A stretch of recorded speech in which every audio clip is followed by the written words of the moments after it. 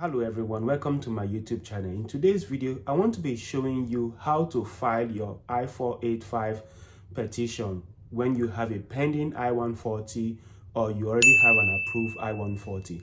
And I will tell you that this question is some of the things that people ask because they don't know where to file their petitions, and I want to help you to, in your green card journey, showing you how to find this information even while looking on the internet. And I want you to follow me as I show you how to do it.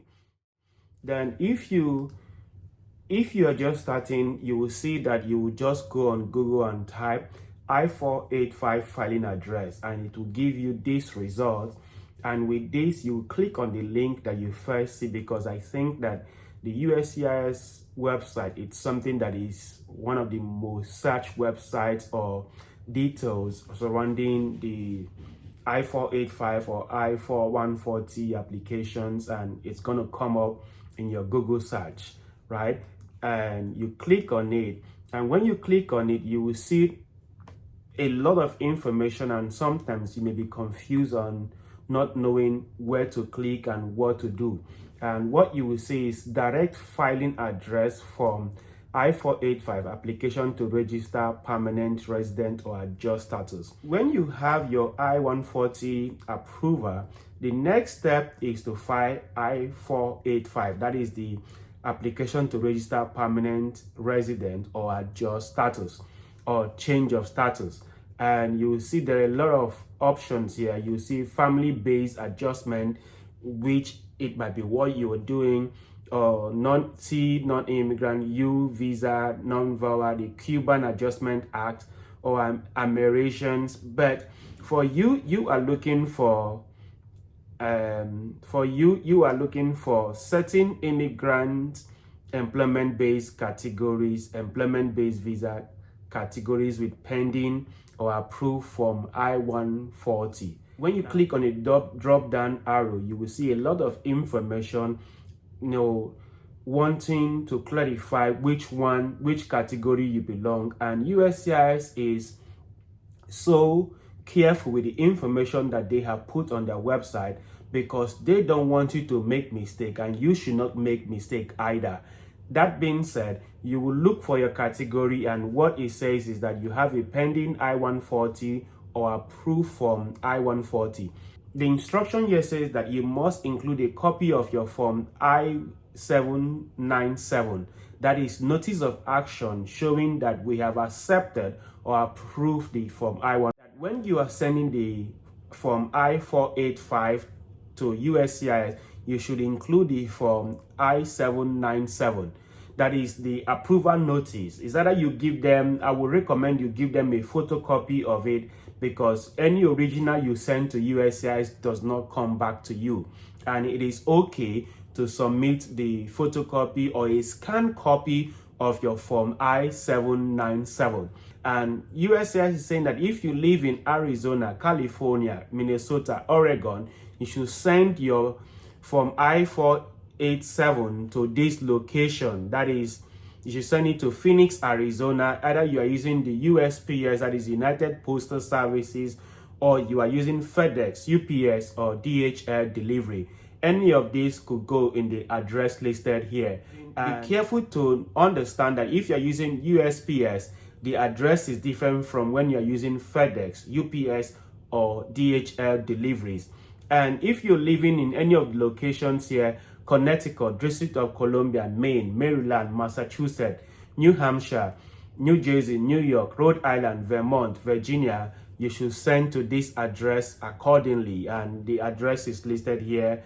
And I want you to pay close attention. Like I mentioned earlier, that if you are using USPS, that is the US Postal Services, the address is different from when you are using FedEx, UPS, or DHL deliveries. And if you live in Illinois, Indiana, Iowa, Michigan, Missouri, Ohio, Washington, West Virginia, Wisconsin, the address is listed here as follows, because USCIS have different locations, and they have shared this based on your location and when you live.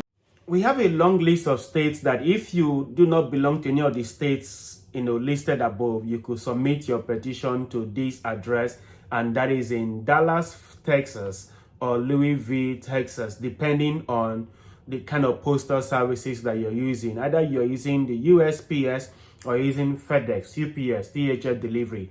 And I want you to understand that the address that you're going to use to ship this I-485 depends on where you are living, and I want you to pay close attention. And USCIS says that if you're living in any of the addresses listed here, Alabama, Alaska, American Samoan, Arkansas, Armed Forces, America, Europe, Pacific, Colorado, Delaware, Florida, Georgia, Guam, Hawaii, Idaho, Kansas, Kentucky, Louisiana, Micronesia, Mississippi, Montana, Nebraska, Nevada, New Mexico, North Carolina, North Dakota, Northern Mariana Islands, Palau, Puerto Rico, South Carolina, South Dakota, Oklahoma, Tennessee, Texas, U.S. Virgin Islands, Utah, Wyoming. You should send it to this address listed here. And I don't want to make mistake, because where you send the petition will determine if your petition is going to be received or returned back to you. And when USCIS decides that they want to return your petition back to you, it takes at least 1 month for them to make that decision, and you don't want your petition to be delayed. I also understand that some people could file concurrently. In other words, if you are applying for EB1A and your priority date is current, you could file your I-140 with your I-485. And if you are doing so, your address is different. And let's click on the drop-down arrow to see what we have here. And USCIS is saying that if you're filing from I-140, you are to send it to Dallas, Texas, or Louisville. And I want you to pay close attention, because USCIS is saying again that if you are using the United States Postal Services, your address is different from when you are using FedEx, UPS, or DHL delivery.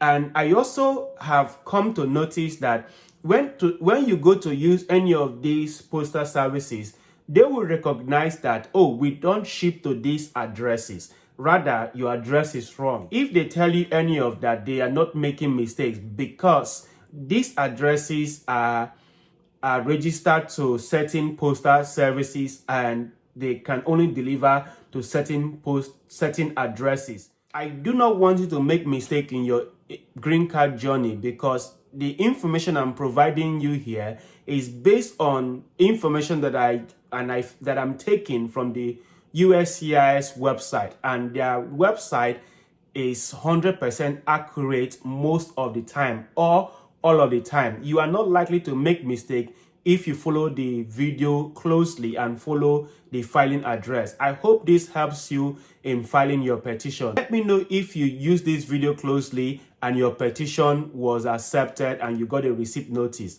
I wish you all the best in your green card journey. I will see you in my next video.